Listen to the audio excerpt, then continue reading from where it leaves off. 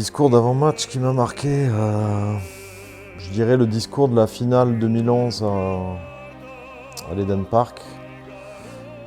Juste avant de rentrer sur le stade, Thierry nous a réunis, notre capitaine, et il a parlé avec le cœur, et je me souviens que c'était assez intense. On se regardait tous dans les yeux, on avait les yeux remplis de larmes, d'émotions, parce que dans ces moments-là, on est loin de nos familles, et Thierry nous a touchés sur un lien sensible qui est la famille, et surtout les villes d'origine. Il a sorti toutes les villes d'origine de tous les joueurs et les clubs auxquels ils ont été formés. Donc ça a été un des discours les plus émouvants, et il nous a ramenés à nos racines.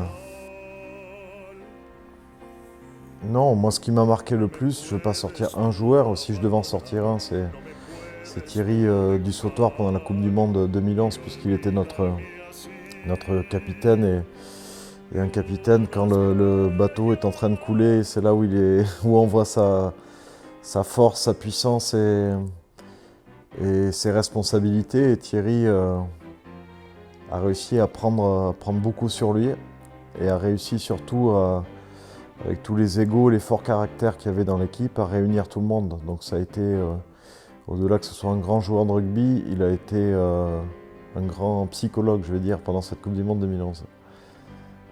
Peut-être 2 petits points pendant la finale 2011. Il nous a manqué 2 petits points pour pouvoir l'emporter.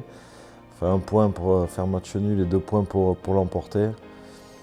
Après, je ne vis pas avec des regrets ni des remords. Si on devait perdre en finale, c'est qu'il y avait une forme de logique aussi, même si c'est d'un petit point. J'ai pas de regrets. Donc forcément, c'est le titre suprême. Donc si tu me demandes un regret, je vais te dire celui-ci.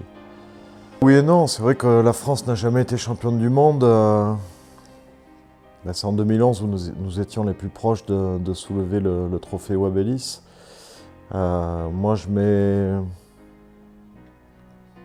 très peu de place à la malchance, parce qu'il y a une forme quand même de logique sur toute la Coupe du Monde. Les Néo-Zélandais avaient fait un parcours parfait où ils survolaient tout le monde, ils avaient un niveau de jeu extraordinaire. Et nous, en bon latin, eh bien, on a caché notre jeu en phase de poule. On arrive même à perdre contre le Tonga et se ressaisir ensuite. Et sur cet esprit de rébellion, on a réussi à trouver une forme de cohésion, pas suffisante pour aller chercher le titre. C'est d'ailleurs peut-être pour ça que cet esprit revanchard ne suffit pas pour être champion du monde. C'est vraiment un système, c'est vraiment le long terme qui va nous faire être champion du monde un jour. Donc voilà, pas de regret. De vida, vuelan amores de seda, puentes de plata fina, finita y bordada, y viven colores de vida.